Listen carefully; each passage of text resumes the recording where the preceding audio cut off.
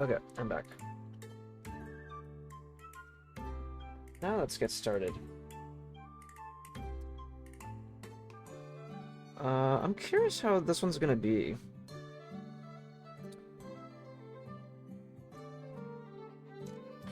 Um, the you that's meant to be. This one I feel like is gonna be a cute one, I would assume. Maybe we'll get to see ma'am, right? That's what she called her. When do a fledgling's wings fully grow? When she leaps into the blue sky and finds she already knows how to fly. The bird's cry from her childhood travels through the curtain of rain and echoes in her ears once more. The you that's meant to be. And there's 9 chapters on this one. Or at least, I don't know if this is a bonus one, but I'm assuming this is 9. It's usually 8, so it's a bit different. I mean, maybe it'll say here. No, it does look like it's 9. Okay. The young traveler.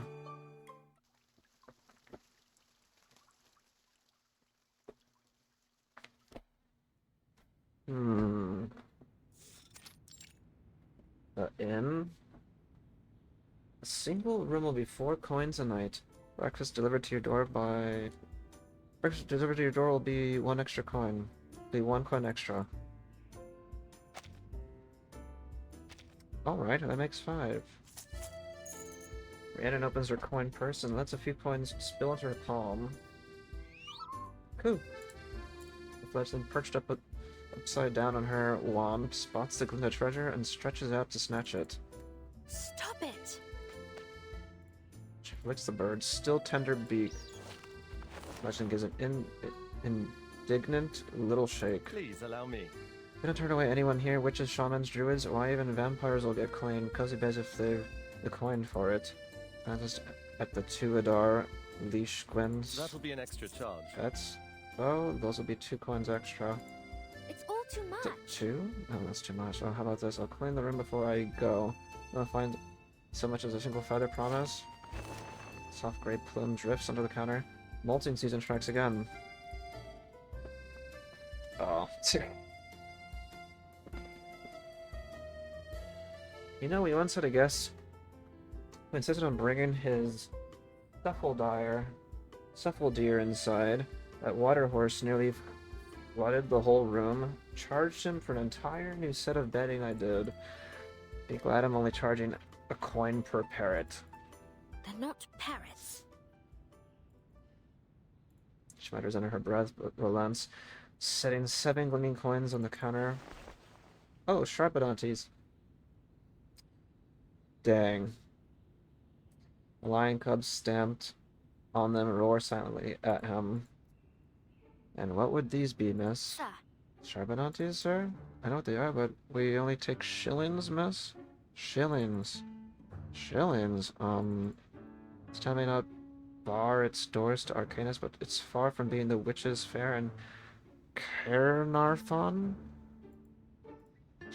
Sharpodontes have never passed for legal tender in the mundane world. Folks around here are more familiar with the king's profile, looking back at them, as opposed to a snapping lion. right. She smiles sheepishly and begins digging through her bag. Spare clothes, biscuits, a jar of chocolate spread, so many items, yet not a trace of any human accepted coins. Miss, You do not have shillings, don't you, miss? Of course I do, it's just... She scratches her cheek, embarrassed. My ma'am threw me out, you see. It was all so sudden, I didn't really have the chance to pack proper money. So you haven't any then. What does he say? He pushes her Sharpodontes back to her. Best you go home and patch things up with your ma'am while there's still daylight. Better that than spending a night in the stable with your parrots. Oh, I know. How about I help you out around the hotel instead? She's not ready to give up on a cozy bed just yet. I know plenty of hard arcane skills, boiling water without fire, prepping ingredients without a knife, making a bed before you can even say fluff the pillows. With all due respect, miss, this isn't some pragmatist's office. I won't be responsible for putting my neighbors out of a job. Pragmatist? You know, pragmaticism, it's all the rage with those big shots in London. Though the hotlier doesn't fully understand the debates he's read about in the papers, the buzzword leaves Rhiannon downright stupefied. Oh no, what's all the fuss about? Mrs. Owen! Mrs. Owen, this young witch here is trying to check in without a shilling to her name. That's not, I wasn't trying to. The old one raises a finger to her lips. Come now, we don't make scenes at the front desk. Think of the other guests. Mrs. Owen waves her hand. Go help in the kitchen, I'll take care of this. The hotlier gives a respectful nod and steps away from the counter. There's a deference speaks volumes about the woman. It's only Ma'am, that... I'm so sorry. I didn't mean it to cause any trouble. I just... Thrown up by Dob Harshu Tywil? Were you? What? Bit of a mouthful for most, but to Rhiannon, that name carries a very different weight. You know... That I do. Also had tea with Ivan, taught little Gwen her letters. Why, I even went all the way to London to help Thomas get his hands on the latest bicycle. Rhiannon's mother, father, cousin, and uncle, and that cerulean bicycle she'd fallen off it once herself. Her eyes are wide as saucers. And you little... Addern? Addern? Well, not so little now, I suppose. How have you been all these years? Old enough to travel on your own now, are you? Ma'am, and I have been secluded for so long, and yet you still know my name? Take it you're an old friend of the family. Theodora Lishgwen, dangling from her hat wand, stares at Miss Owen as though trying to burn a hole right through her. Hey, quit your staring, it's terribly rude. It's quite alright, dear. I'm glad to see you and the little birds are getting along better now. Last time we met, you were little more than a babbling babe, and they were chasing you all over the place. Oh, how I miss those days, seeing the Tywil children and their birds at the fair, laughter and chirps filling the streets. Your family was quite the prominent one back then. Had that big estate right outside of town, not like now. Huh? Mrs. Owen catches herself a moment too late. Forgive me, dear, you need a room for the night, don't you? Yes, Glindir dropped me off. I have two, I guess you could call them friends. We agreed to meet here in town. Oh, that heartless Dob Harshu. Sending you off without so much as a shilling. I'd love to put you up for the night, but once word gets out... I see. Don't worry, I understand, Miss Owen. Rhiannon picks up her bag and gives a small bow. Where are you off to, then? Madam. We're just outside town, ma'am. My friends and I would sometimes spend the night there when we were little. That won't do at all.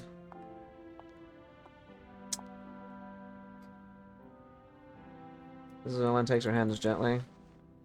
Rest here a while, have some tea and biscuits, and if you're tired, just let me know, and I'll show you the break room. To the break room. This... Rhiannon hesitates. Mrs. Owen's words carry a familiar warmth, yet they haven't seen each other in so long. So long, in fact, that Rhiannon can't find so much as a trace of her in her memory. I know it's been so long I must seem like a right stranger to you, but we've got plenty of time to get reacquainted now, don't we? Come have a seat. You can tell me about yourself, your remarkable little birds, or even your mean old witch of a mother if you'd like. She's complained to me more times than I can count, and said you never wanted to set out on your journey, and yet here you are. So where has our little Tywil bird decided to fly off to? In the secret, she'd only ever told her mother spoken back to her shatters, what's left of her How could defenses. she do this? Can't believe she'd... Here's the thing. Guess you might as well hear the whole thing, then. It all started that morning, the day before my birthday. And then...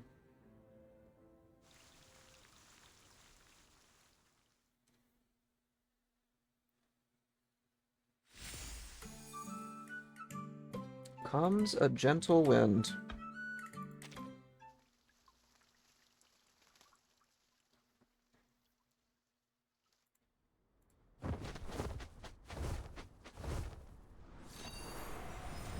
Here I humbly stand at the... what? Oh, I missed it. Oh my god, I keep on... Here I humbly stand at the cleft of the earth, beseeching the Anwen's mercy. I offer my flesh as a pledge. Grant me sight of this world and the worlds beyond. Our eyes meet another's in the darkness, flashing with a golden hail. Mm-hmm. Nothing, not so much as a breeze. By the mirror lake. Light shimmers across the water. The giant bird's half-translucent tail feathers catch the color of it and quiver. Glyndor. Glyndor, did it work? Did the bond form? Bird stares back at her without response. Again? Did I mess up the incantation up somehow? Where did I go wrong? She draws a deep breath and points her wand at the lake. Water? Change the water. Calm lake ripples as her incantation spreads across it. Then the water churns, and what rises from its surface is no longer mist. Colorful crystalline bubbles float upward, and the light they refract dances with the shadows on her face. Bedar Lish Gwen tracks the rising bubbles with wide eyes. With but a flap of its wings, the bubbles burst one by one, falling back into the lake and taking the dreamy scene with them. The little bird beats its wings to take off from the wand and settle atop Addern's head? Adderings? How do you pronounce this?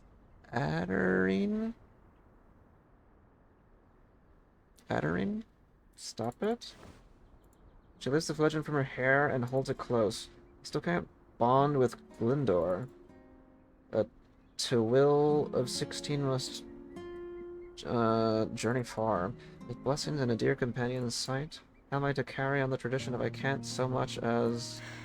With a sigh, she returns the little bird to her wand, and she turns to face the still silent Glyndor.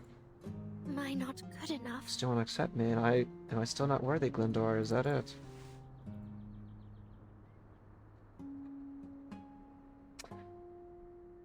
Adarine murmurs her worries as she strokes at Adar Lishgwen's smooth breast feathers.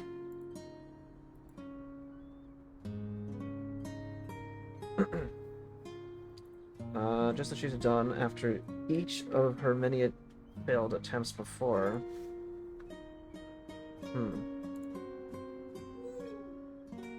Glyndor looks at the dejected little witch and lets out a rumble of unbefitting of a bird. Nothing for it but to keep trying, I suppose. But that inner door, as ever, stays shut. Let's go home, Glyndor. Cool. Glyndor stoops obediently onto the ground, letting Adarine climb onto his back.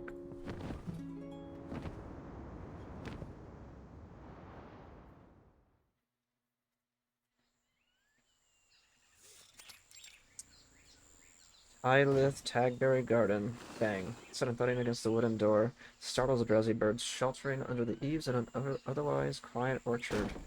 The vine-choked latch rattles under the impact, no longer strong enough to contain the fearsome creature within, which promptly rolls into small and rotund form out. It promptly rolls into its small and rotund form out. Cool. Though freshly hatched, its feathered wings still wet and sticky, even the hatchling waddles out for an adventure. With a sense of trouble in the breeze, it rolls its round little body to one side, only to bump straight into the path of the very trouble it was avoiding. The hatchling lets out a shrill chirp as the gusts from Glyndor's wings sends it tumbling toward the well. Before it can fall into the ice-cold water, though, the hand catches it. you. She cups the tiny creature in her palms and looks it over, incredulous. Unlike Glendore's solid beak, this one is half translucent, like a horse chestnut, blood catching the early spring light, pale, curved, and new. A newborn Edar Lishgwen? Gah! What winds brought But you the nesting here, box has little one? been empty for years. What winds brought you here, little lad? It wriggles furiously, but there's no escaping the practiced bird trainer's hands. Don't care for being called little lad, do you? Edarine, unbothered by the sticky membrane coating the plump little bird, pinches both wings delicately and flips it over. Oh. Oh, girl, do pardon me, miss. Aw. How about Beishan? Bekon? Bekon? Beckon? Beachon? Dude, I don't know how to pronounce this.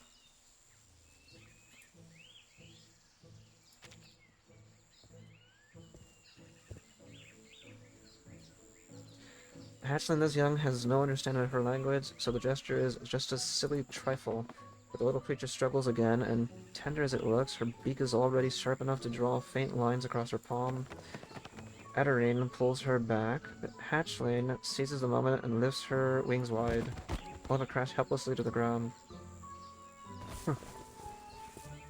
Bachan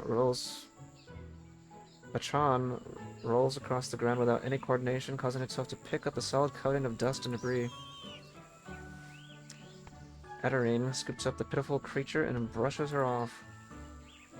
Not so fun being covered in dirt, is it? She looks at Bachan with a bemused, almost maternal smile. The damp membrane dust have mixed into clumps of mud caking her wings. Don't you worry, little Bachan. I'll get you tidied right up. Bachan. Clean the hatchling using some well water warmed with Draco Drought, then dries her delicate down with Flame of Flurry. 3 years without a hatchling to tend to, yet her hands still remember every step. The little bird sleepily sunbathing atop her wand is proof enough of that. It's sunny in London for a change. Daub Harshu. Should come to the Witches' Fair sometime, Edarine. I'm certain you'd enjoy it. Her voice attempting to speak with warmth, yet unable to conceal the stiffness beneath, comes through the oil and grit-clouded water. Oh, this water's positively filthy. What have you been up to? Ma'am? Edarine leans over the basin and stirs the water through which her mother is speaking, and carries... Oh, that's her mom. And carries a sleepy little Beachon over to it. I found her today, right outside the coop. Today? But whose could she be? She touches her chin as she looks past her daughter to the giant bird standing silent behind her. Lindor? Eyes with a huff. I'll get to the bottom of this. Remember to keep her warm. Got it. So, when will you return? Civic change is far from graceful. When it comes to her mother, nothing ever is. Soon. Shop bell chimes through the water. Dob Harshu has stepped into a quiet store. I'm picking out some things for you to take on your journey. It's almost time after all. My journey? A new wand, a tent, enchanted with space expansion, or you could pick your own, whatever you'd like. No, I couldn't possibly ask for anything. Don't deserve to go, ma'am. I failed again. Edarine's mouth opens and shuts as she struggles to find the words she wants to say. Could you tell me, was I not brave enough? Was it too cowardly, that night? Is that why Glyndor still won't bond with me?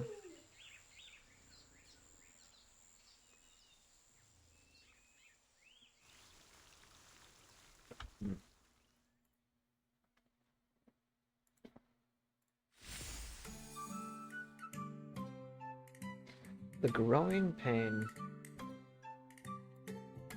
Oh, my bad. This whole time I had my camera in the wrong spot.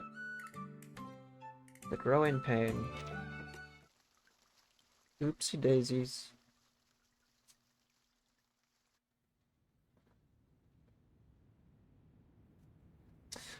Poor thing. Mrs. Owen dabs the corner of her eye with a handkerchief. I remember that night, the night that the great Twill family scattered to the winds, like leaves fallen from an oak tree. I helped the surviving Twills move after the poachers had been driven off, you know. Some stayed in this very hotel until their new homes were built. Others traveled further, Cardiff, Dublin, London. Some even crossed the pond. It was just Dob Harshoe that hid away with the birds and you. Mrs. Owen picks a bilberry from the fruit dish and holds it up to Beechon's beak. Mrs. Owen, I know just how hard it is for a teenager to live the same day over and over. My own daughter could hardly stay put for 2 days without getting restless. Mother said you were only a child then, and you did everything you could. Why would you think that you weren't brave enough?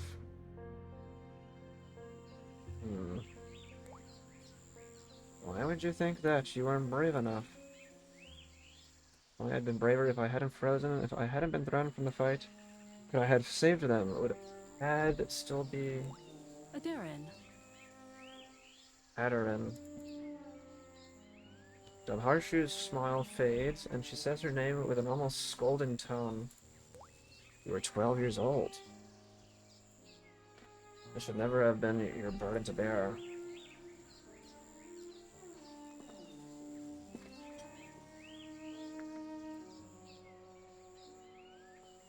Oops. You always shut me out like this, like I wasn't even part of it. What if, even if there's only one chance in 1,000, even 10,000, what if I could have defeated those poachers? Adarin. Water sloshes out of the basin and her words dissolve into spillage. Adarin purses her lips. Adarin purses her lips and steps back, pulling her feet away from the dirty water creeping toward her. In the end, nothing comes out. After a moment, she turns toward the fading sunlight, pushes open the orchard gate, and walks into the woods without looking back.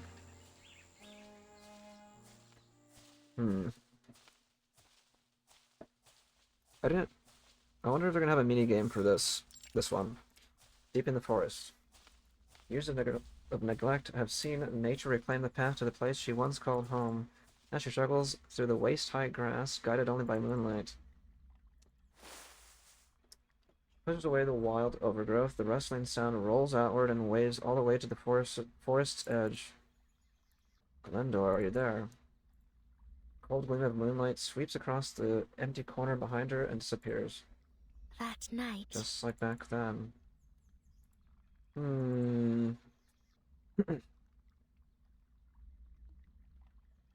A moonless night with a chilly breeze. I would have been bumbling around in the dark if it weren't for my arcane skills glow. Adarin? I offer my flesh as pledge, grant me sight of this world and the worlds beyond. Adarin stumbles through the incantation and energy pours out from the tip of the birch branch she's holding. The arcane skill forms a string of incomprehensible symbols, then sinks into Glendor's feathers. Well, did it work, Glendor? At the moment, her eager face is illuminated not by moonlight, but by an arcane glow. Bonding, it worked, right? Please tell me it worked. Who? Raises his wings and pranes his feathers ruffled by arcane energy.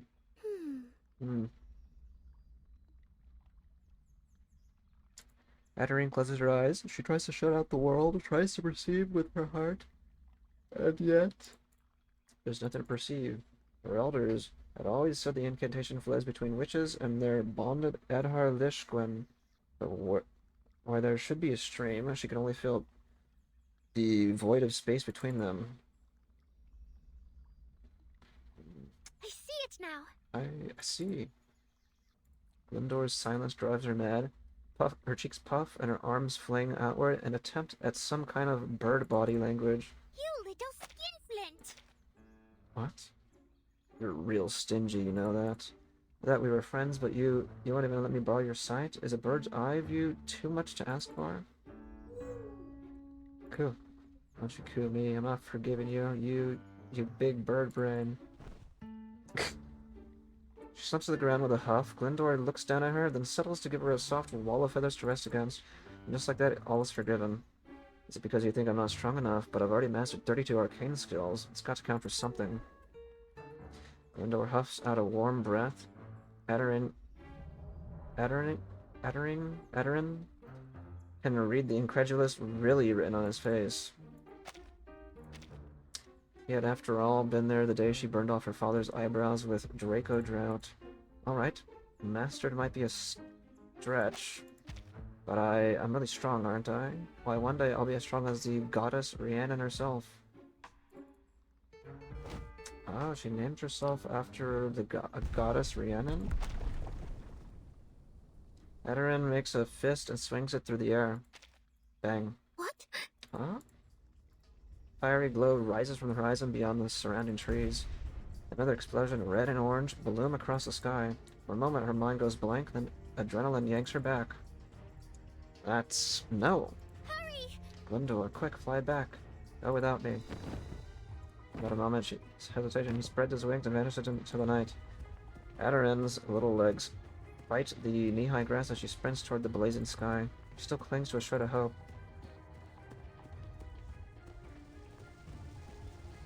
Oh, I'm just barely realizing she's showing you the experience that she was talking with her mother about against the people or whatever. Or I forgot what that group. But the fire swallowing her home threatens to burn the shred of hope away. Fire? Ad, ma'am, Gwen. Instead, a stranger stops her from calling out any more loved ones' names. Stop right there. Straggler, is it? Don't let her get away. Tightens her grip on her birch branch. Is it time to kill them? Oh, never mind. No mini games? Oh, there is. Join Rhiannon on her adventure. What the heck is this? Come upon a walking willow. Let's select what to do each day. You come upon a walking willow dancing with its own branches, every shiver bend and turn of its supple boughs. See if it's incredible hidden rhythm. Harvests, festivals. Okay. During the adventure, we may encounter enemies in battle and lose HP. In battle and lose HP. Your adventure will end when HP reaches 0. Imitate the dance. Okay, survive a certain amount of days. 8 days. Start of the round, if HP is less than 30%, recover HP. Covers HP at the end of the first 3 rounds of battle. Sure. Continue. I'm not reading it. I'm just going. Oh, it just automatically plays.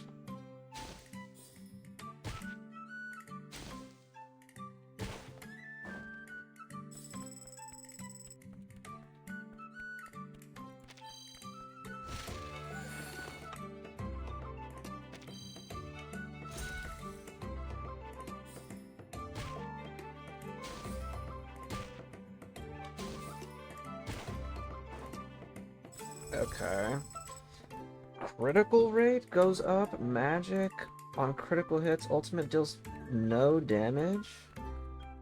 Well, I don't think I do. What?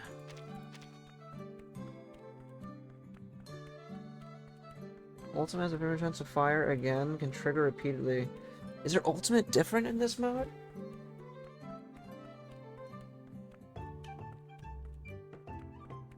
Critical rate goes up. I think I'm gonna do the first one.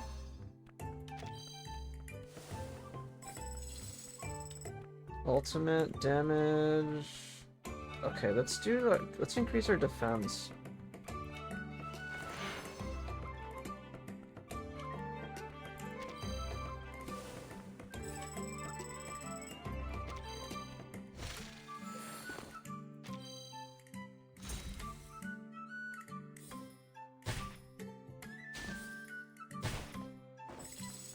Perfect, okay. Guaranteed repost in the first round of battle? Sure.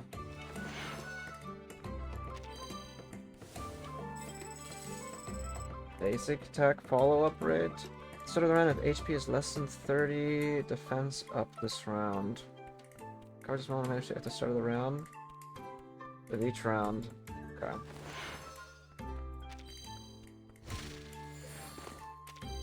Day 8. This is kind of fun. I like this, actually.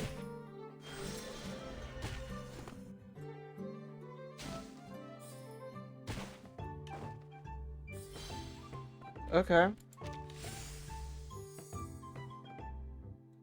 The Darkest Hour.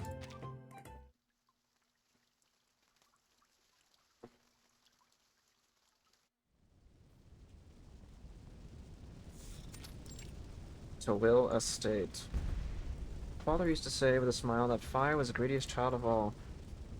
Aderin never agreed, for she had the biggest appetite, the most strength, and the sturdiest body. How could a few little flames rival the greatest to Will of them all?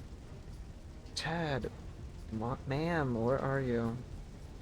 Doorframe etched with the heights of generations of Twill children, the birdhouse built to mark their first Adhar Lishglen's hatch day, the oak tree her mother had brought all the way from her hometown when it was just a sapling.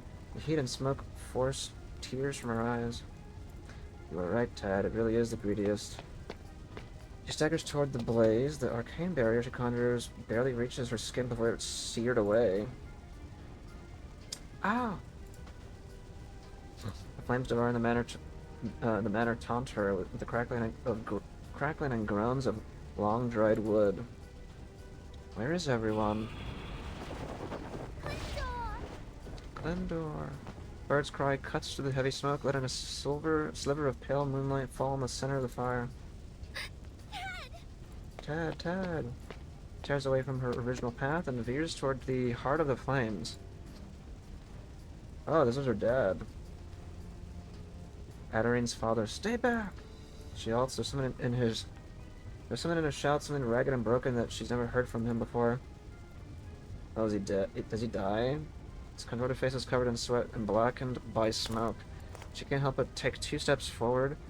Her eyes strain to see past the flames. Her foot catches something soft. Gwen? Peasant lies still in the scorched earth. Her lovely red locks are now charred and brittle. She's curled up as if slumbering. Now she's clutching something small and gray. Its young feathers that once cut through wind and caught the light, are now limp and dull. Gwen, get up, you have to run. Aderin's voice scrapes against her throat like a rusted blade. She rubs her eyes with shaky hands, trying to see through the wall of fire. Aderin, run! She pushes through the flames and sees everything. Every shred of hope burns to ash and blows away in the wind. She can make out the dark silhouettes of some other Twills amid the flames. Some are standing, while others, like Gwen, have fallen. Oh. Her mouth gapes as if to scream, but nothing comes out. Grab her, she's an arcanist. Aderin spins around. The slumber incantation she casts is clumsy and unpracticed. They slump to the ground, but their eyes close for only a moment. Stagger back up and raise their axes toward her. Their smoke-reddened eyes blaze out of their ash-covered faces like something from a nightmare. Are you gonna let a little brat, like, get the best of you? The outsiders burst into laughter as if her burning home was nothing more than a bonfire to them. Don't touch her! Father struggles against his restraints, but the enchanted rope holds him fast. Aderin raises her wand, breathless, only to find that sparks have already reduced her birch branch to charcoal. Tad. How touching. You could let her go, of course. Sinister grin spreads across his face. You call yourselves protectors, but just how far do those ideals extend, I wonder? Quite the flock you've got here. Invisibility, speed, loyalty, are ancient arcanum's gift to the modern world. Worth a whole air fleet. A lot of them are. We'll let one of you survive for each one of the birds you give up. Ah. The birds? Her gaze shifts toward Glyndor, strongest adult Edar Lishgwen of the Tawil family. Her father's friend and partner, her guardian and playmate. Adurin. His voice is helpless, resigned. Same sort of half-scolding, half-indulgent sigh she'd hear whenever she misbehaved. Glyndor, get her out of here! Giant bird surges upward in one sweep of his wings. Before Adurin can even react, her collar is yanked right tight from behind and her feet leave the ground. No. No, don't stop it. Whew. Struggling only makes the bird beat his wings harder. Put me down! I'm not leaving! She knows it's no use. A full-grown Adar Lishgwen can fly faster than even the strongest of gales. Through teary eyes, Adurin watches her home, once lush green, turned burning red, disappeared from view. Whimper. Offer my flesh as pledge. Grant me sight of the world and the worlds beyond.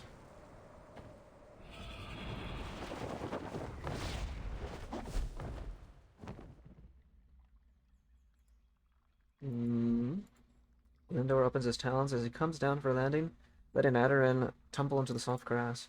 Holds his wings and stands over her like a proud gray oak. His golden eyes are looking down on the weeping girl. Go, just go. She pushes herself up from the grass and shoves at the giant bird with all her strength. But Adurin can't move him an inch. I'm fine! Save them! Please!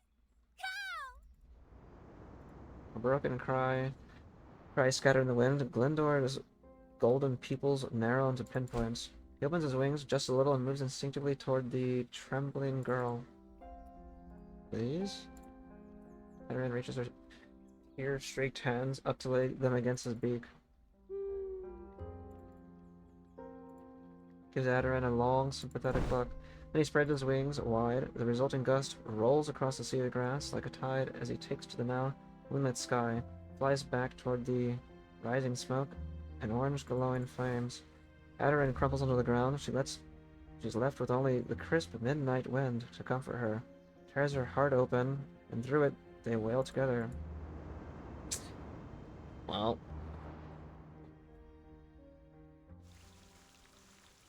Damn.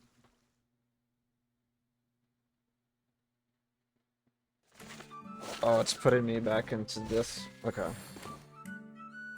Reach day 15. Okay, let's increase her health.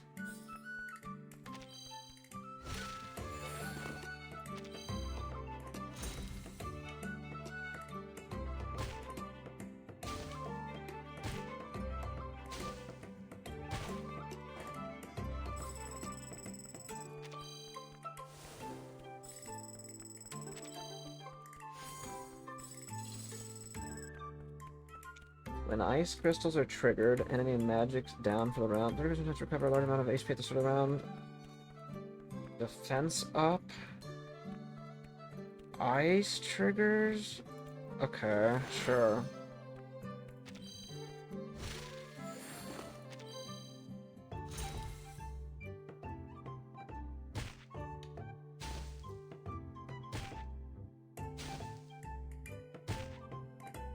Oh, I am getting destroyed.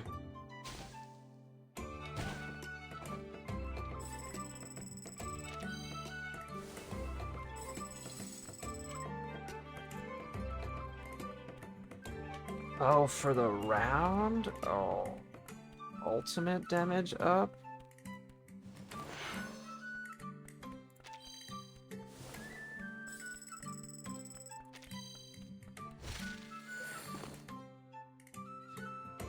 Recover health. I'll play it safe.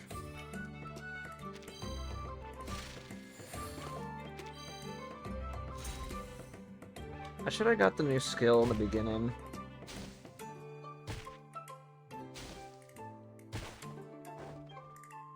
I just realized the little mana bar at the bottom is like cast when I get my ultimate, maybe? Fires one flying light every 2 rounds. All flying lights have a chance to recover HP. Triggers one bolt of lightning each round. Okay.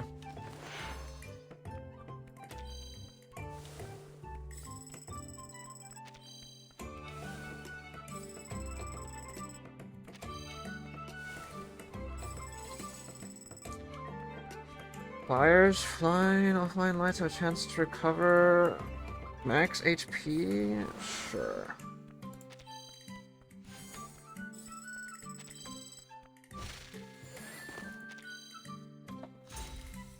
Am I gonna live?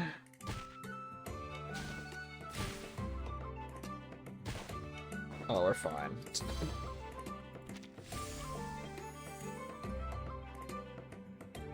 A Willing Exile.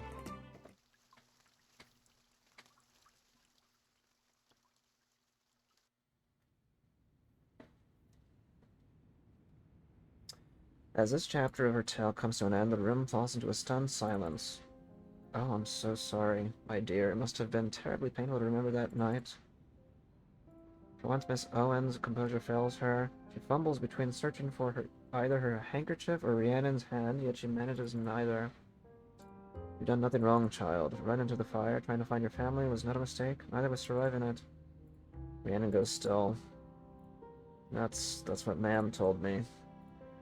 Adelin's ears flush as she thinks of how stubborn she'd been, wondering at how long she has misunderstood those words. She reaches for her tea, only to find the cup empty. What happened next? Oh, the guys are listening. The hotly aired teapot in hand, yet engrossed in the story, moves reflexively to refill her cup. Ah, right, sugar. No, thank you. As for what happened next. He's just there chilling, listening to. All the smoke I'd breathed in left me quite ill, so the days that followed were mostly spent in bed. By the time I recovered, Ma'am had already taken care of everything. Wouldn't have ever known there was a fire from the look of it. Even that acrid, smoky stench had disappeared, replaced by something so sterile it felt unnatural. Where am I? Aderin pulls herself out of bed, a makeshift thing of wooden planks and a pile of furs so thick one might mistake her for the self-same protagonist of The Princess and the Pea. Ma'am?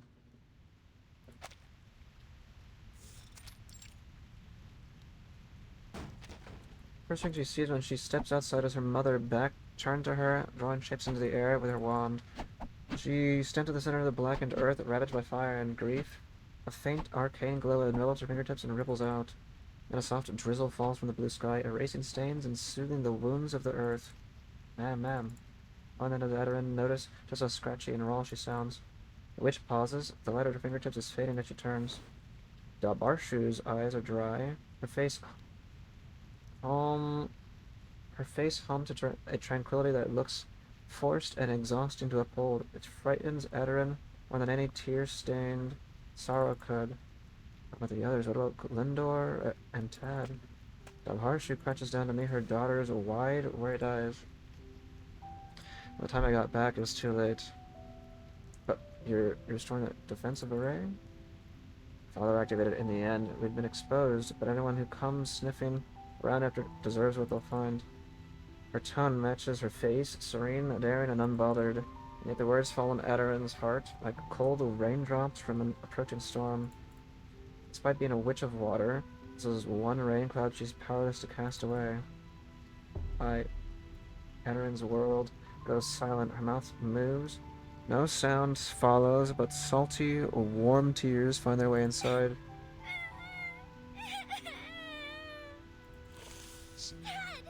Sobs rack her body as she curls into herself. Dalbarshu doesn't stop her, nor does she offer any comfort. She simply sits beside her, keeping her daughter at arm's length, like a distant, silent dam, bearing the weight of her tears. Her hands rest on her knees, knuckles white. She waits for the flood to stop surging. Time crawls on. Once the sobs finally give way to choked, ragged breaths, Dalbarshu stands.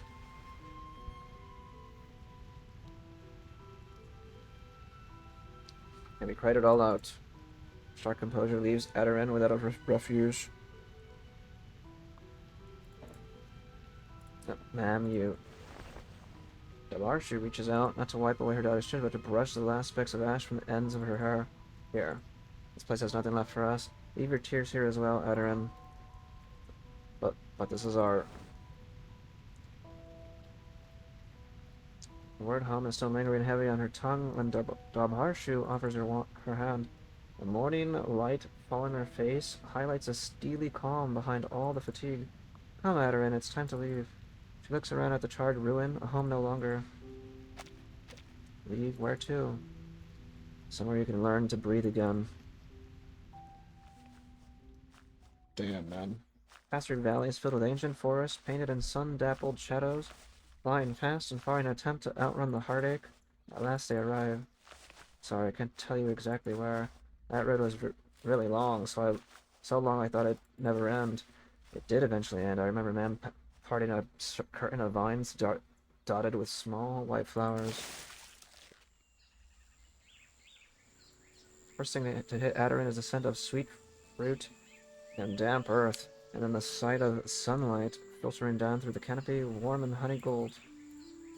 The heart of the orchard, beneath the most gnarled of the fruit trees, nests a large feathered form. Bird's wings are folded over his puffed-up body, sheltering a clutch of gray speckled eggs. He rests his head against one of them, listening for the faint rhythm of life within. Glendor? The Ironbird turned his head, his eyes no longer blazing gold, but instead a calm amber. He meets Edarin's gaze. She sees neither reproach nor grief in his eyes, only an understanding serenity. Ma'am, Glendor's here. Does that mean the others? The reply comes like a calm breeze, unbothered as it snuffs out the last sparks of her hopes. We're all that's left, Edarin. I don't understand. When dawn came, we made a decision the surviving to Wills would scatter. The others are bound for Cardiff, Dublin, London, even Paris. I thought you said we're the only ones left. And we are. Conflict is sweeping the world. Those greedy, fanatical eyes, the same ones you saw that night, will stop at nothing to take all that they can exploit. We will not let our dearest companions be made into weapons of war. That's why we must let Adar Lishgwyn fade into the legend, into a myth whose very existence people will come to doubt. It's the only way to protect them, and the safest. I know that. I believe so. She looks over to her young daughter and speaks again. The other survivors will move elsewhere with only their necessary memories and a carefully constructed story. There, they'll live ordinary lives guarding the legend of the Adar Lishgwyn. As for Glendor and I, we'll stay here, sheltered by layers of incantations and hidden from the world.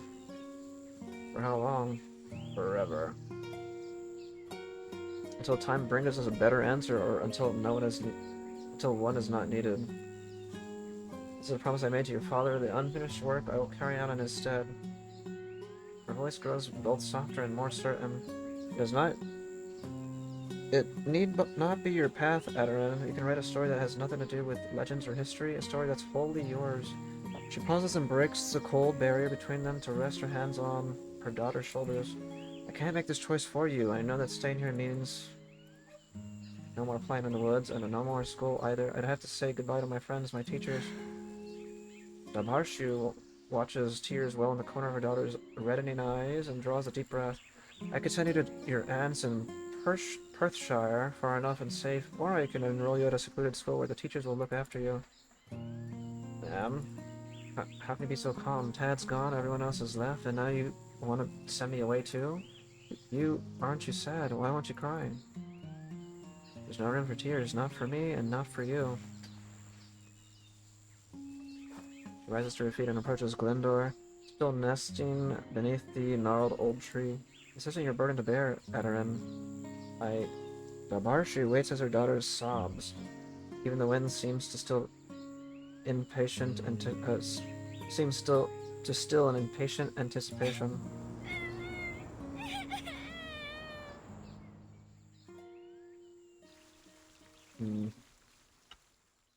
Dang.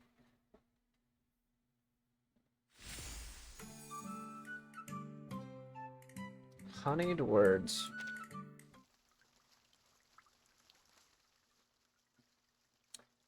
It takes us about like 8 to 10 minutes or so. Like maybe like 8 to 12 minutes to finish like one part. Ah, yes, that's the Dabharshu I know. What an utterly ruthless woman. Tender yet heartless, a witch among witches, the most mysterious of all arcanists. Rhiannon scratches her cheek at a loss. As a daughter, she ought to defend her mother, but she knows Mrs. Owen is right. Then what? And then I heard you fought with Dabharshu the eve of your 16th birthday and stormed off. No, I mean, I wouldn't call that a fight exactly. Ma'am was only trying to comfort me. I just didn't want to listen, so I left. Ah, or oh, ran away from home, did I you? didn't. No, nothing like that. I wanted to see home again, our old home, just for a visit to pay my respects to Tad and the others.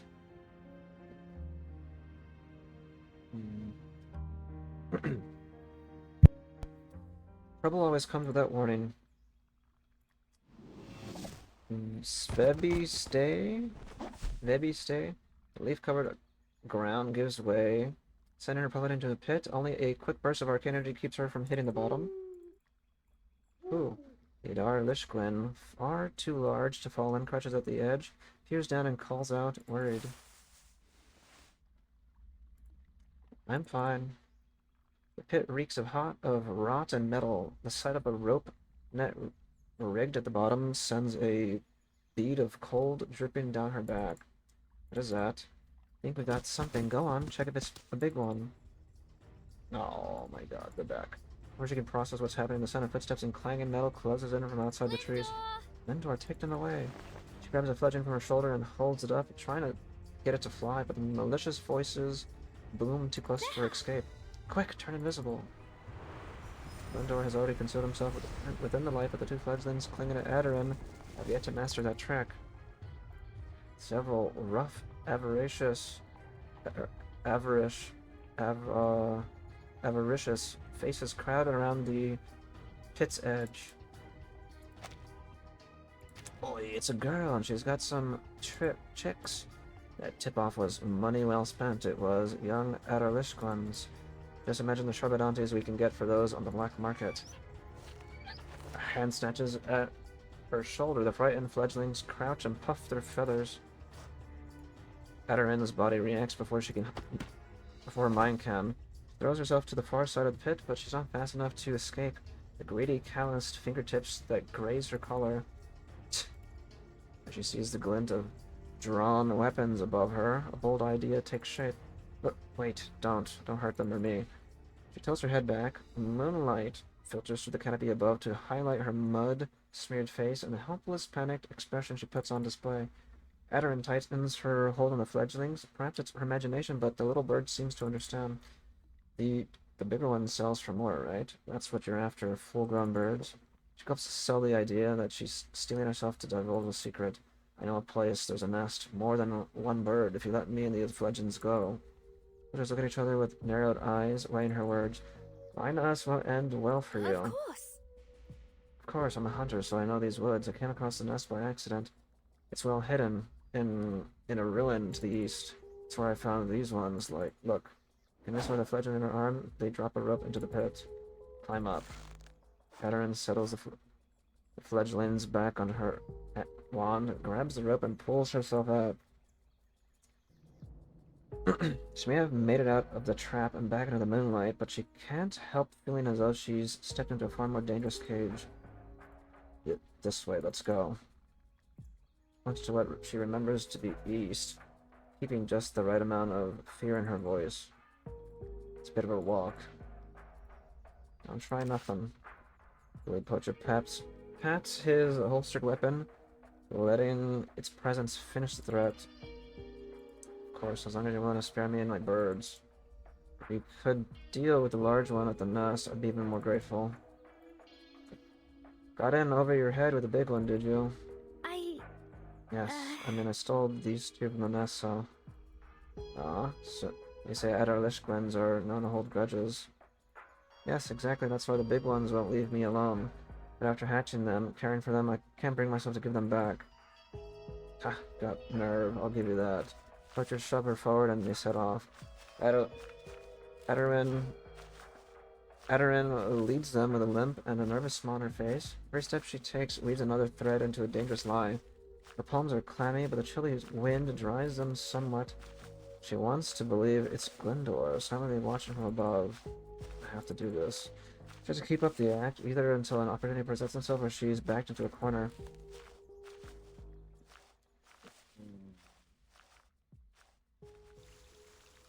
Okay.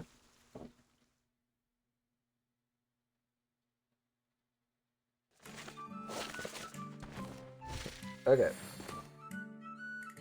Take a skill. Plus 50% rage when entering battle? What the heck is rage?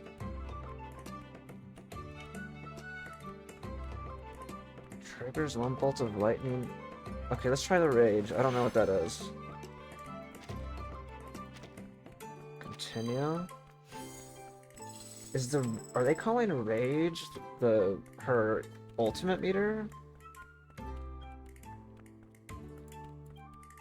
Follow critical rate, follow riposte, defense up, stacks until battle ends. I like that.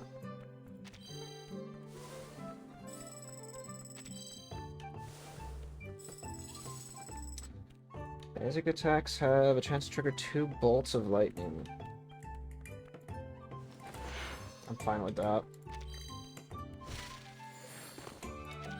A skirmish.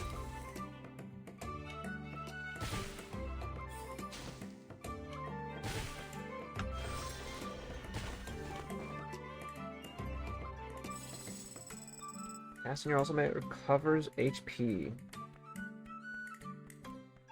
Casting your ultimate triggers ice crystals, boost defense, and may freeze enemies. Okay, just recover health.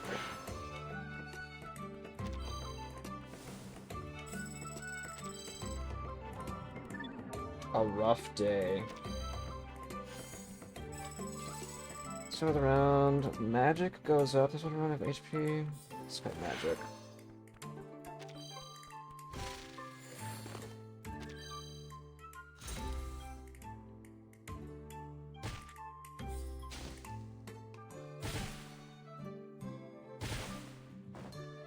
Nice. Last I've heard, any damage taken. If it's around at least 5 bolts of lightning. What are my skills?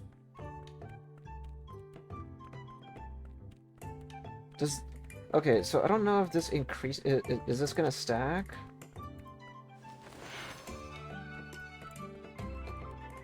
Maybe it does. Another rough day? Dude, is this like Uma again? Or all over again? Oh no. Gains gradually increasing stackable health each round? Oh shit, that sounds amazing. Another rough day. Apologize and leave.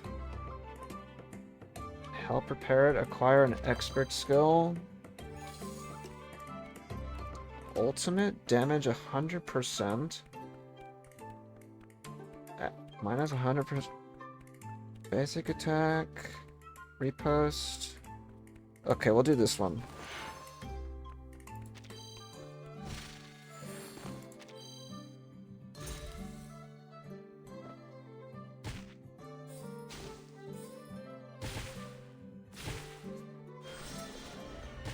Die.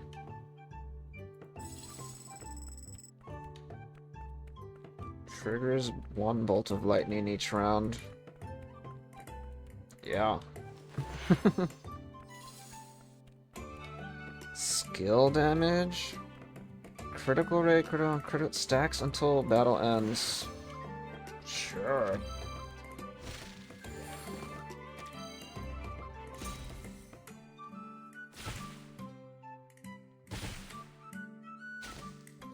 Oh my god, don't kill me.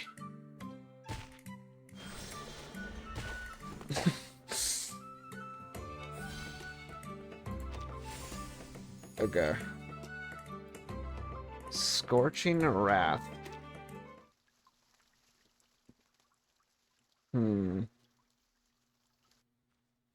darkness gives way to dawn. The still sleepy sunrise bathes everything in a pale glow, and as they reach the path's end, and that radiance capable of bringing every secret to light, a scorched ruin looms ahead. Here it is. The breeze carries a familiar scent.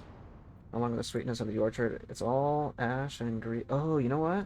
Is she taking her to where the previous one was? She should take her to, like, where the trap was set. I was gonna say where the trap was set, but never mind, that might be a bad idea. It's all ash and grief, soaked so deep into the soil and rubble that no amount of rain could hope to wash it away. A few burned and broken walls, skeletal remains poking up from a grave, are all that remain of her home. Oh, I think she is taking her there.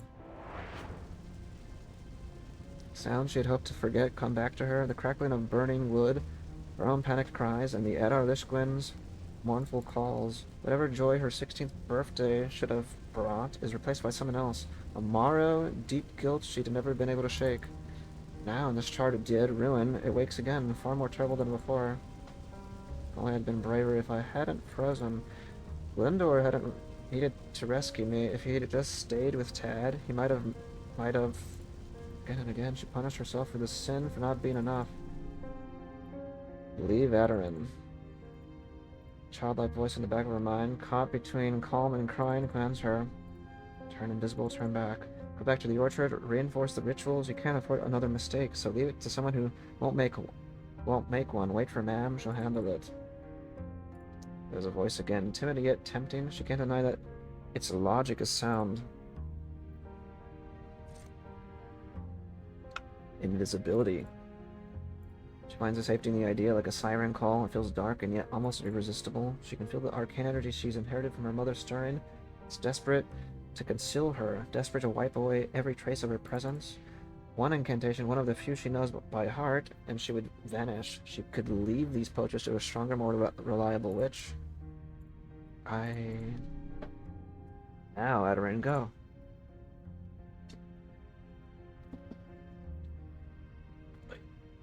Her steps slow, coming just shy of a complete stop. Her grip on her wand tightens and a faint glow manifests around her trembling hand. Just as she's about to release the arcane energy, though she catches a glint of her little companion's eyes. Beechan's wide, bright eyes reflect her own hesitant face. Later on top of it is another pair of eyes looking right back at her. They're the same eyes that watched her from the scorched ground right until the bitter end. Their eyes filled with both despair and resolve. Eyes that, despite it all, never back down. Leave. You have to leave before it's too late. No. She grips her wand. The arcane glow has expanded to engulf her white knuckles. I could make a mess of everything again, and maybe I'm not really sure what I ought to do, but I won't just leave the danger elsewhere and push my responsibility onto someone else. I'm proud of you, Aderin. The voice fades. What are you dragging your feet for? Come on, get moving. She draws a deep breath. The cool air, thick with ash and memories, fills her lungs and sweeps all thoughts of retreat from her mind. This is it, gentlemen. Here? The poachers whoop in triumph and begin searching the charred ruin for their quarry. Now, crimson flames shoot from her wand, snaring the wrist of the bow-wielding poacher. Ah! Bow falls to the ground as he clutches his arm and begins rolling in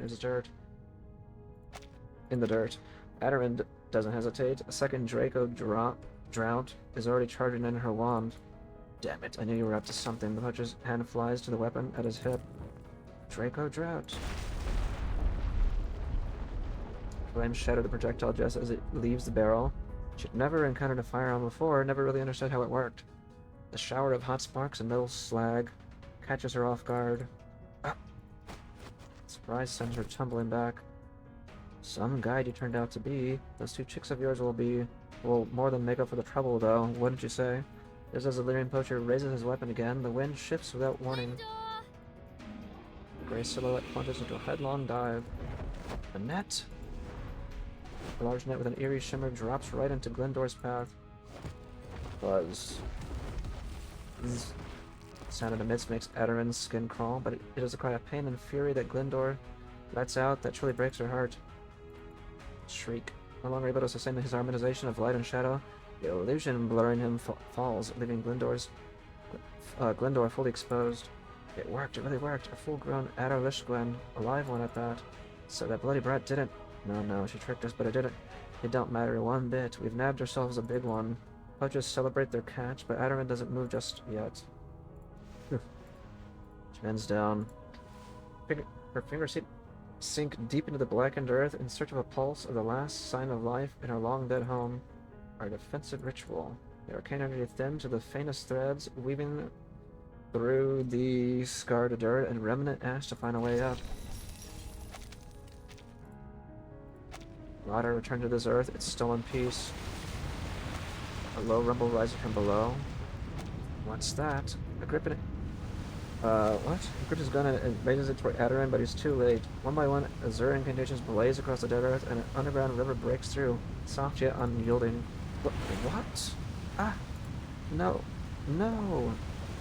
The water coils around their heads like a python seizing their air with brutal tenderness.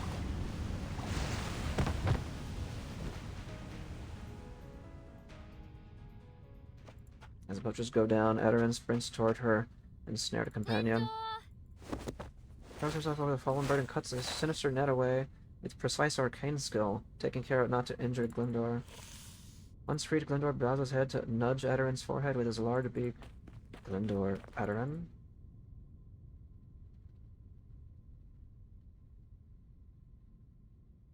Well?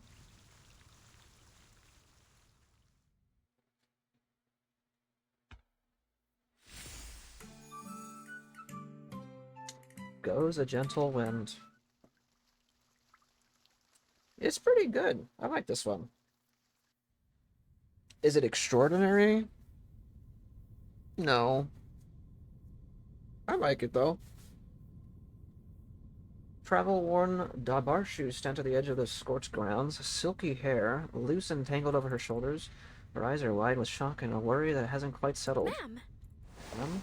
She scrambles to her feet. Why are you... No, how did you know I was here? The ritual was triggered and, well, called a mother's intuition. She hurries to her daughter's side, eyes darting over every nick and scratch. What happened? You're hurt. Satisfied that her daughter is otherwise safe, Dabarshu turns her piercing gaze on the poachers. Adaryn pulls her shoulders back. And though her voice is still somewhat shaky, she grasps what happened with more and a little pride. Poachers, just like that time, they wanted at our Lishgwens, but I mean, me and Glyndor, we beat them. She points eagerly at the Aqua Gal ritual's aftermath. Glyndor protected me, and I activated your ritual, and I protected him. Protected the flock, I didn't run. I faced them, rather meets her mother's eyes. I can do this! I proved I could do it. I'm brave enough now, aren't I? Her mother doesn't allow for any celebration just yet. She looks over those extraordinarily bright eyes, its still childlike face, at the bloodied scrape and bruises that cover her from head to toe. Adaryn, her voice is sharp and stern. Why did you ever think you needed to prove it to me? Adaryn is stunned. All those words of bravery and victory lodged in her throat, choking her. She blinks as if she hasn't quite understood the question. Because you kept the nest secret, you protected Glyndor and the fledglings, you even activated my ritual. You know, at your age, I struggle to even light a fire. She speaks with careful, weighted words. All that is remarkable, far beyond anything I expect of you. But Adaryn... She pauses, looking into her daughter's bewildered eyes, reaching for that knot of doubt within that never came loose. Why would you think you had to prove your bravery to me? I couldn't protect Tad. I failed so many times to bond with Glyndor, and yet you never blamed me for any of it. Never asked anything of me. Thought I'd let you down, that you'd given up.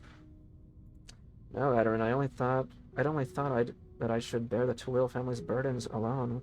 Bear its grudges and all that comes with them on my own. Your father, your cousin, and all the others who fell.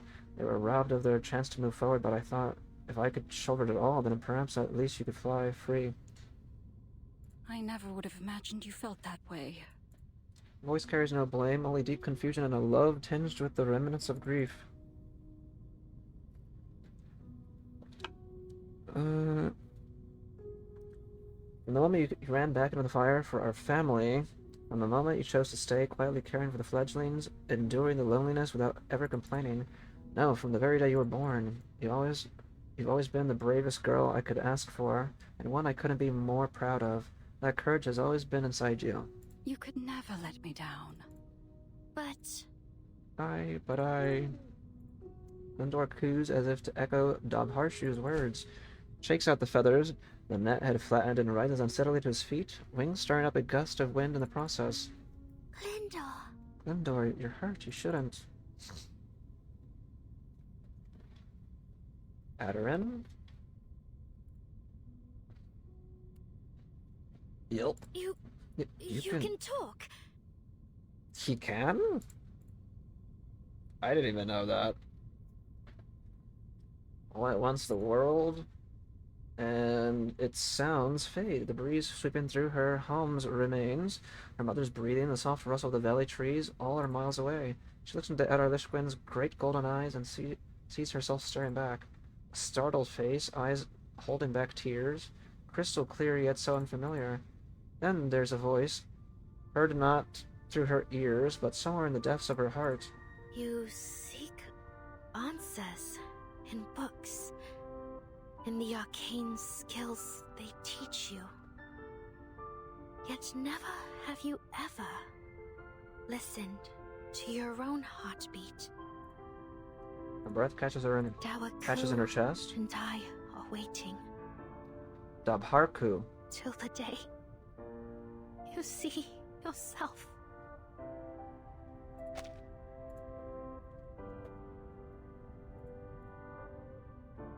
The voice speaks with relief. This has been a long time coming. Chains that bound her innermost self snap, and the shell that shielded her heart cracks open from within, broken by a light that has always been there. A light finally given the chance to shine. Bond from that night, the one sealed by the order to leave her behind.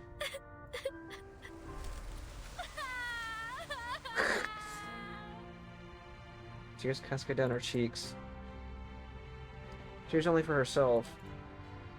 For the girl who ran into the blaze, only to find herself helpless within them. For the girl who practiced her arcane skills alone by the water. For the girl who stumbled her way to the present, weighed down by her own perceived shortcomings. Ma'am. I'm sorry. Oh no. There's nothing to be sorry for, my Rhiannon. It looks like you've acknowledged your bond with Glyndor. You can probably sit out now. Come now, don't cry. It means you've grown up. But I don't... I'm not going anywhere. No! I'm trying to take a picture, a thumbnail of the whole thingy. It ended. On your 12th birthday, your answer was to stay. You gave up the open sky and rooted yourself to the earth instead. You made a choice few could. Now you're a young woman, already 16. Are you not curious what the world has to offer? It's so hard to choose. Back home, there's a familiarity. I know what it is to be happy there. But outside, I can't say what's waiting for me. Before, I didn't know where I'd go. Whether I'd go, or how far, or for how long. And to tell you the truth, I still don't. She looks up, her eyes shining bright. But here I am, outside in the great unknown. And now I want to see all those places from Mam and Tad's bedtime stories. Her tone is confident, free, and certain, as though she's at last confirming a long-held truth. I see. But would you look at the time? Morning already. I won't keep you any longer, Rhiannon. Go and see all there is to see. Mrs. Owen, now satisfied, escorts her guest out with the same resolve she'd shown when she insisted Rhiannon to stay the night. Rhiannon leaves the inn, then turns and waves to Mrs. Owen. Goodbye, ma'am. We'll write to you as often as we can. Mrs. Owen pauses, then her lips curl into a smile. That's my girl. I figured my disguise was almost perfect. Mrs. Owen... What? Mrs. Owen's face begins to shift and distort, her bones and cartilage rearranging themselves beneath the skin. Though somewhat obscured by the black veil, the sharp, elegant features that emerge can only belong to only one woman. Aw, her mom? I told myself if you carelessly told a stranger all our family business, I'd have no choice but to take you home. When did you figure it out? Wait, what?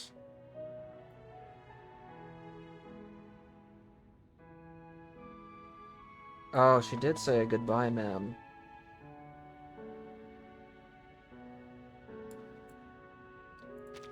Mina gives a proud little flourish with her wand, and the perched Adar, Lishquin, and fledglings trip in celebration. I knew it all along, ma'am. You liar!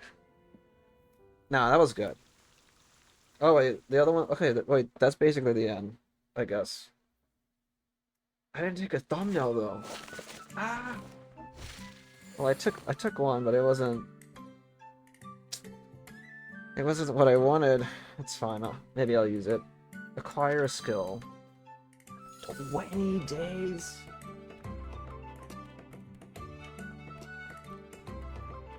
Follows up with a lightning bolt. I do like the lightning skills. Acquire an expert skill. Flying, light damage, skill damage, critical rating. Stacks until the end? What? Flying, light damage.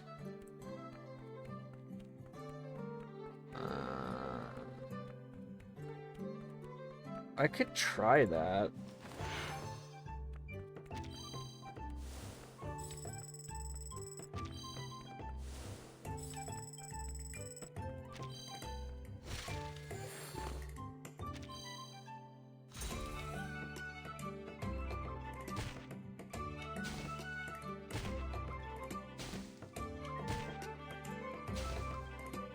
Oh my god, his health is recovering.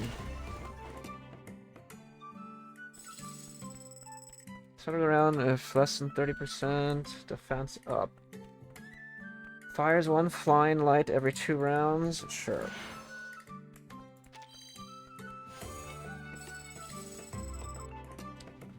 Fires flying light every 2 rounds. Off my light. Have a chance to recover HP. Yeah, we'll do that.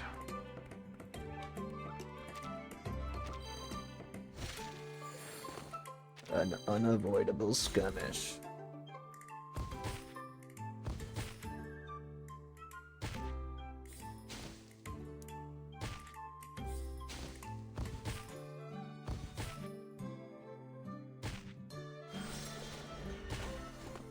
Nice.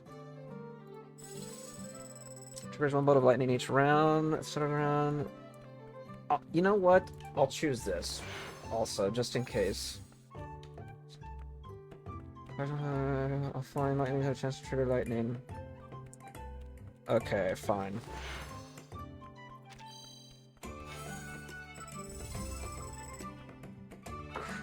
Follows up damage.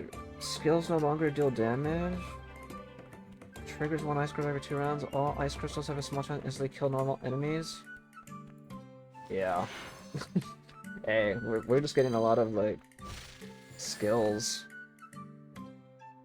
Fire 3 skills, but defense? Nah, give me defense.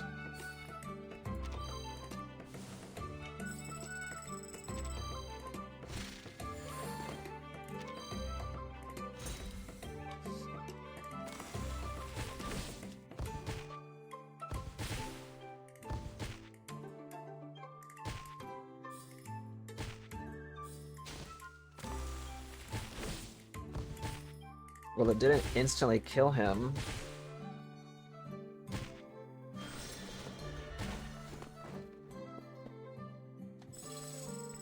Defense up? A person will have HP at the start of each round? Yes. Casting your element triggers ice crystals, boost defense, and may freeze enemies. Exercise have a chance to trigger ice crystals, boost defense, and may freeze enemies. Nah, ultimate.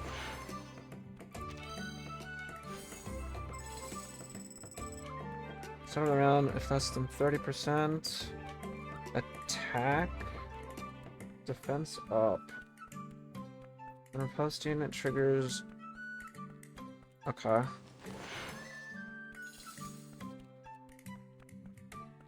Covers HP at the start of the first 3 rounds? Sure.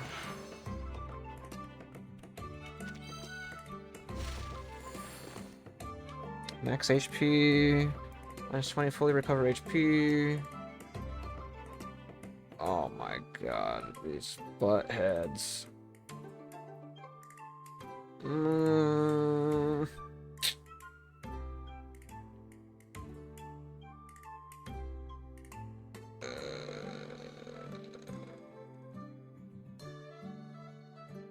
I kind of wanna.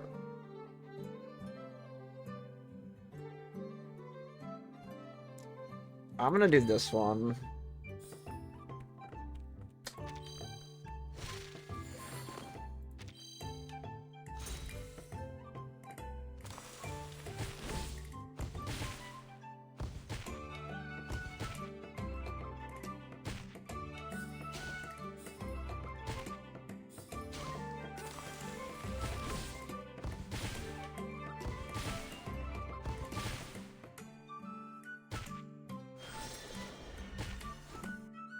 Nice.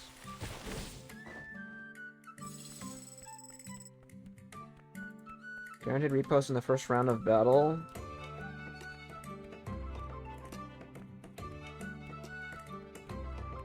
Guaranteed? Enemy damage taken up.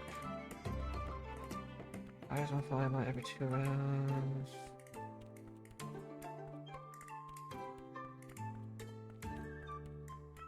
Guaranteed repost. I'm gonna try it. I was thinking of the other one, but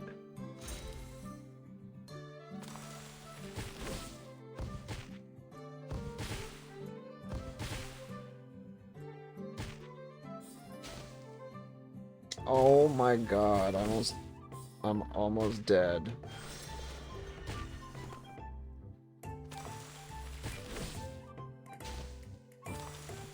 Did he like crit or something? How did he like hurt me so much?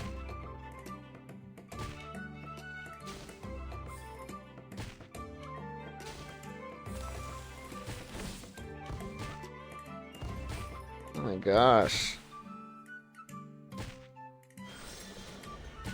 I mean, we're hitting him a lot, but it feels like we're not doing follow-up damage, repost damage, skills no longer deal damage. Triggers one every 2 rounds. All ice have a small chance to instantly kill. Again? Let's do defense. Defense, counting ultimate triggers ice crystals. Yes.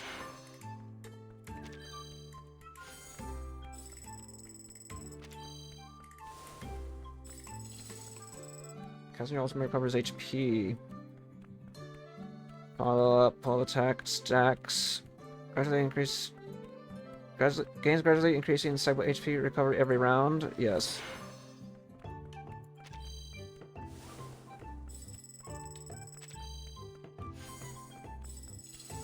Round, unleash 5 bolts of lightning.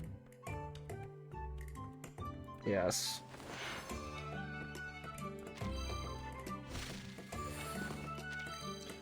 Final battle.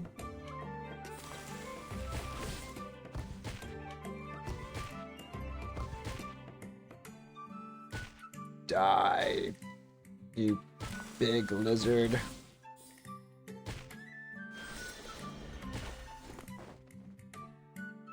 Dang, that other older dude, the old like hobo, was like more difficult than that. What the hell?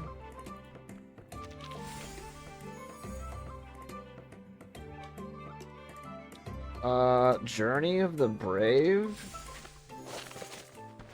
Reach day 60? Okay, well, I'm not gonna... Here, I can do that now, but... That was the end of that. That was the end of that one. We're good on that. I'm not gonna play that one.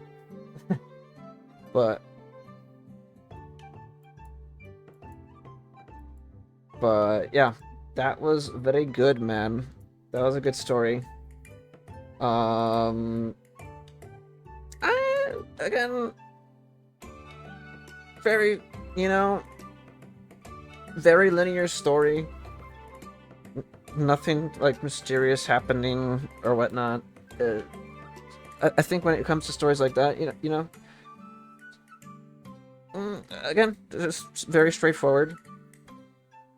I do like it though. I did enjoy it. I'm gonna have to give it like an 8 out of 10. Right? Not too shabby. It was okay. I give it like an 8 out of 10.